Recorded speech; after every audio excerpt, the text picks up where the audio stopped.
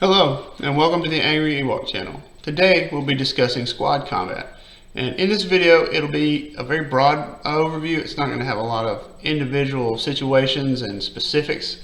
So I want you to think of this video as a general concept about how you want to approach squad combat. This is not hard and fast rules. This is not when you see this situation do this. This is my opinion on one of the better ways to approach combat between squadrons, a way to win air superiority and prevent your bombers from, your ships from getting bombed, basically.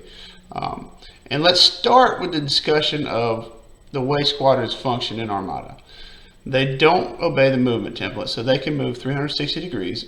So you can disperse and come back together very easily. You can go back and get to something that that your ships may have overflown. So they're very flexible in that way, and they also are all effectively have the same range weaponry, and they all either can fire or cannot fire. They're very binary in that way. What I mean by that is when a squad moves in, it can only attack at range 1, and it's going to fire every dice in its armament regardless of color, unlike with ships. And obviously there are some exceptions to that. I know there's snipe, and I know there's like Rhymer lets you bomb beyond range 1, but in general, you're going to get to fire your maximum dice complement no matter what if you're shooting, unless you're obstructed. And all that shooting is going to happen at range 1, and that's the same range as your enemy. So it's not really a lot of ways to advantage yourself in that department. There's not a lot of ways to like whittle them down from long range, so that when they get in close with their bigger guns, they're already too weakened. That's not a factor here. So what you're trying to really do is you're trying to set up a situation where your dice are going to do more damage to them than their dice are going to do to you. And ways we can influence that is by being efficient with our target priority, meaning selecting targets that are going to take offensive firepower out of the enemy's hands quickly, picking targets that are going to utilize our dice pools most effectively, and we'll get into that when I break down squadrons into generic brace ace and scatter ace, and why we want to attack different squadrons with different dice pools if we can. And then just the general concept of trying to alpha strike if you can. And then trying to bake in any kind of dice modifications, because at the end of the day, it's a dice game, and in that dice game you're trying to do more hits faster, and sometimes accuracies, depending on scatter aces, than they do. And so the more you can sway that in your favor, and the more efficient you can be in using your dice, and the less efficient they can be in using their dice, is going to give you an advantage. And so we want to go over some ways to try to achieve that advantage. So when you look at the enemy squadron complement and try to decide how you're going to go about destroying them, the first thing you want to do is think, all right, we got to put these in categories. We're going to put these in the generic category, the scatter ace category, and the brace ace category. And the reason we put them in categories is because we're going to try to damage them differently. Generics, it doesn't matter how you go about damaging them. You're literally just trying to roll enough hits to kill it, and there's not a whole lot of finesse to it. You can shoot it with whatever you want to. What you want to try to avoid with generics is if you do get a hot shot, if you run in with an X-Wing and you get 3 or 4 damage, and something's living on 1 or 2, it's best not to send another big hitter, another X-Wing, and a 4 dice attack pool into that same target, because it's likely that you can go ahead and kill it with an A-Wing. You might even, if you have a Y-Wing round and the Y-Wing's going to be tied up, can't bomb, you might can kill it with a Y-Wing. So you'd like to be efficient about what you're doing, and if you spike, follow it with a small dice pool that's still very likely to get that 1 damage to chip it down to finish it.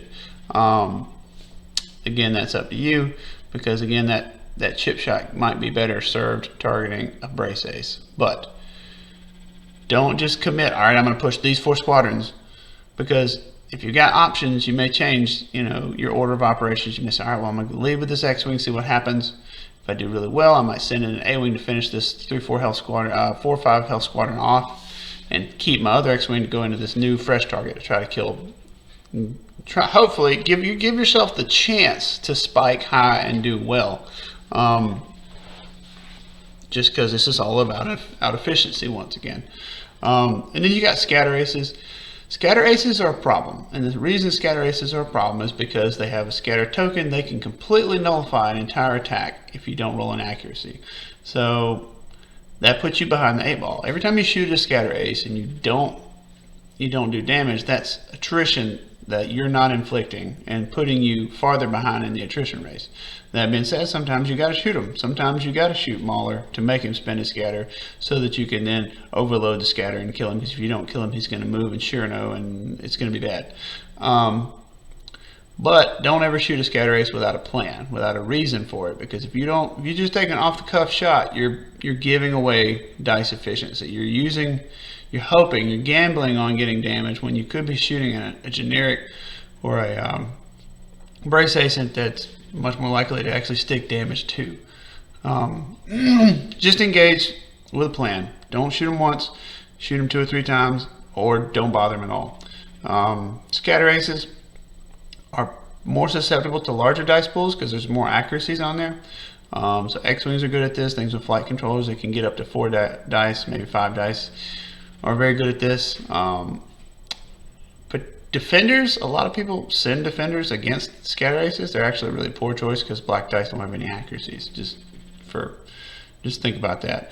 Defenders are actually kind of specialty generic killers because they're going to almost always do 3 damage when they shoot. They're pretty good against brace aces too. Brace aces, they have 2 brace tokens and 5 or 6 health. You should expect, like I said previously, you got to expect to have to shoot that guy however many times, how many health points he has, you need to shoot him that many times. You need to expect, okay, well, if I'm shooting at Biggs, he's got 2 braces, I'm gonna have to shoot him 5 times to kill him.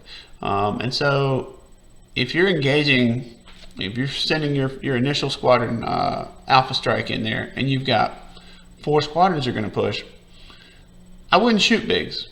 And the reason I wouldn't shoot Biggs, unless there's like a Biggs ball situation going on, I wouldn't shoot him because you're going to spend every shot you've got, and he's probably going to take one, be alive on 1, and then he's going to be the very first thing that they activate when it's their turn to go, and you're still going to eat those dice. You'd much rather go into an X-Wing, kill the X-Wing, and if you kill the X-Wing quickly with 2 shots, you may send 2 more of your shots into another X-Wing trying to kill a second X-Wing and take 8 dice out of his hand.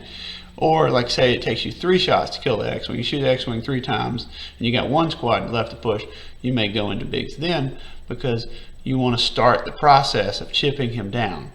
But I would first try to remove dice from the enemy arsenal first, and then try to chip shot with any extra damage that you have laying around. But don't try to lead in on the brace aces unless they're absolutely the most critical thing in the whole list. Another way you can squeeze some extra efficiency out of your squadrons is sometimes in the order in which you activate them. Like I said, if I'm going into a generic that's unhurt, I like to lead with a big dice pool, see what happens, so I can react to that. If I see a squadron that's on 1 or 2, I might lead with an A-Wing or a Y-Wing or something low dice pool to see if I can finish that off, because my priority is making sure that that wounded squadron dies, and so I can get the points so it can't shoot me, etc. But dice happen, and sometimes you don't get the kill, so then I need to roll in another small dice pool if I can help it, to try to maintain the efficiency and try to get that squadron down. And then once the job is done, then I go start on a new squadron, and usually I'll use my larger dice pools that are more likely to do significant damage. To your order of operations there, it matters. Also, if you have swarm, don't lead with your swarm squadron unless you have no other option, because you're leaving dice on the table. If you've got, let's say you've got Grievous and 3 vulture droids that you're pushing 4 off of Muni with a token. Don't lead with a vulture droid. Lead with Grievous. Send him in there, let him take his shot. He's going to shoot the same dice no matter what. Doesn't matter. You send your vulture droids in behind him. You're going to get your swarm trigger off of all of those shots. That's just making sure you use all your rules as much as you can. Also, if you've got any kind of squadrons that have grit or intel or ways to get grit, a lot of times I like to engage just one enemy squadron with several. And the reason I do that is because if I engage them and I can kill them, that's great. But if I can't, and if I'm activated in the following turn, if they're still there in the next turn, I can then fire my attack and then move away with grit. And the reason that's important is because the best defensive token is your speed. Your engines are better than any defensive token. If they can't get to you, if they can't shoot you, doesn't matter what they've got. There's a lot of value in moving in, grabbing individual enemy squadrons, damaging them, and then receding away from the rest of the enemy wing. Because what you ideally, the perfect alpha strike, you go in, you kill a couple squadrons, and you withstand their alpha strike, and then their beta strike, and then next time you get to activate, you hit them and you pull back under your flag. Because the biggest downside of an alpha strike is you got to be in their guns, in the teeth of their flak, extended away from your capital ships. But a very good way to do that, to fix that, is if you can, kill squadrons strategically such that you only are engaged with one here, one here, one here, you can pull back if you've got grit or intel. So that's kind of a higher level thing that a lot of people don't really do. They just want to just go bang. They just want to go in, go toe to toe, and start shooting dice. But there's nothing more demoralizing than having, the squadrons that you thought you had tied down activate, kill a couple important squadrons such that you have only one squadron engaged with your ships and with your fighters, and pull back. So if you can do that, do it. Another thing that reduces efficiency is escort. Obviously it funnels damage. It's just an aggro mechanic like any other aggro mechanic in games, but a lot of times, if you can, I like to bring escorts in late if I can. I'd like to expose something and then let them think, oh, I can get him, but they really can't. Like, oh, I can hurt him. Let me get those shots on Jan Ors. Okay, boom. You come in, you fire twice at Jan Ors. She fires 2 counters back at you. She's going to brace them, so you're going to do about 2 damage usually. So she's living on 2, but they can only push 2 squadrons because they got flotilla over there. Then you go and you move X-Wings up in front of her. So all of a sudden, you've gotten 2 counter shots from Jan, and now you have X-Wings in front of her. You have to be kind of cagey. You have to know what you're doing, because if you hang Jan out and she gets killed, you're in a bad way. But I like to bring escorts in later to force them to shoot at fresh squadrons that they haven't softened up, if you can help it. It's a little bit dicey because sometimes it can backfire on you, but it's a good way of spreading the damage out. Anybody that's ever fought a Biggs Ball knows that the efficiency of trying to kill a Biggs Ball is just, it's very frustrating, because you're putting damage in, but you're not removing offensive firepower from that air wing because it's getting spread out. They either all die or none of them die because it's all spread and diluted. That's probably the quintessential attrition tactic that we're trying to avoid. We're trying to avoid having every squadron in the enemy air wing living on 2 health. That's terrible. We want them all dead. We want them full health or dead, because there's no, they don't degrade. A full health squadron fires and hits just as hard as a squadron on 1. So put them away. Don't leave them hanging. Continuing in the vein of dice efficiency, I'd like to make special mention of reserve hangar decks and swarm squadrons. I've already done a video about reserve hangar decks, and that's probably a lot more targeted to what we're talking about here, but just understand that it is inefficient to shoot at something that has a reserve hangar deck sitting in the background ready to go. If you kill it, it pops back up with 2 health. The worst case scenario is it activates, shoots you, then you shoot it, kill it, do 3 damage to it, and then it basically pops up at a safe location where it can hit you next turn, having only functionally lost 1 health. So it got to attack and it only lost 1 health, and you activated 1, 2, maybe 3, depending on how your dice rolls went. Squadron's trying to kill it. That being said, sometimes you have to go through it. There's no way around it. I think that air wings that are designed that have all swarm squadrons that are eligible for reserve hangar decks are good. I think that if they have other squadrons that are trying to fight, and you kill those first, because reserve hangar decks are going to put you in a hole. They're going to basically nullify a lot of your initial offense. Reserve hangar decks directly counter alpha strikes by allowing you to kind of absorb the alpha and not really lose squadrons. And so that's an interesting twist on the alpha beta strike conundrum. Also, when you're using brace squadrons, double brace, when you're fighting double brace aces, counter squadrons are particularly good against them, and counter squadrons with swarm are excellent against them. And the reason I say that is because, like, say for example, Merrick Steele, if you can get 3 tri-fighters to go shoot him, they have a pretty good chance of doing 3 to 4 damage to him. So he's sitting on 2 and he wants to go. Well, he's got grit, which is great, but if you got 3 tri-fighters on him, he's not getting out of there. Because you can't kill all 3. I mean, you can help him from other places, but what you're creating is a situation where you have swarm in position and you have counter in position. So those 2 dice are functionally like 3 dice in that scenario. 3 dice is always better. More dice is always better than less dice with a reroll, because your ceiling is lower. Your ceiling is higher with the more dice. But when you shoot in a brace ace, you're really only trying to get 1 damage anyway.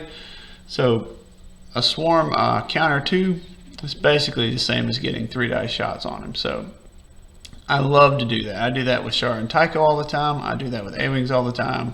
If I see a brace ace that I need to kill, and specifically Merrick Steele, because a lot of times if you look at a Sloan Wing, you look at him and you think, man, that's a lot of anti-squadron firepower. That's a lot of dice coming at me, and I'm probably not going to kill very many of them.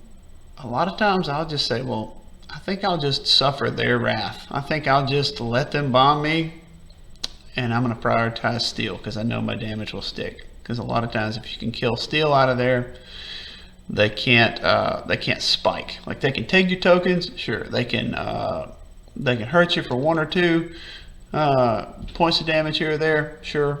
But Steel's the one that really does all the work. Like, if he's shooting you for 2 and 2, that's more damage than the rest of the wing is expected to put out in a turn. So a lot of times, I'll just dogpile Steel and try to kill him. And those aces are very counter aces, very, very good at doing that, because it's, again, another source of 1 to 2 damage packets being delivered. So just swarm aces and counter aces, very good against brace aces. Thank you for watching. I hope this was helpful. Hope this was informative to you.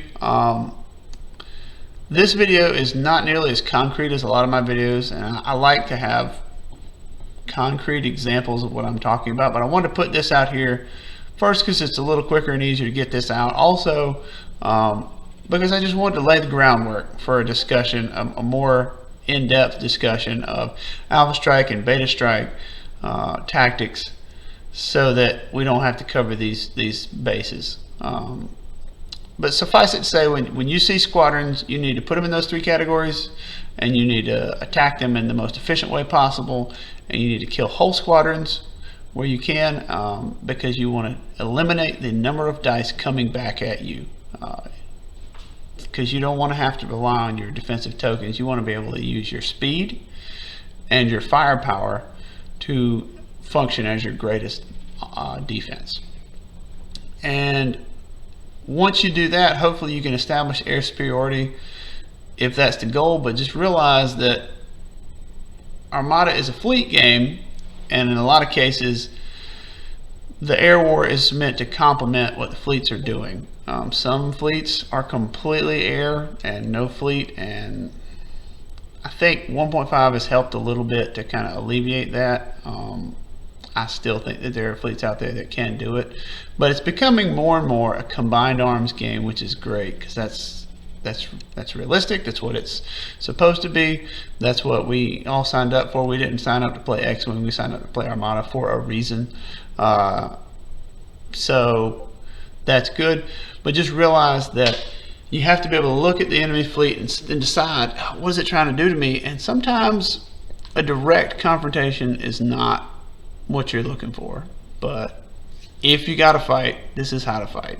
You know, use every rule you got, pick them off where you can, and try to utilize your flak if you can. Thank you for watching. Have a good day.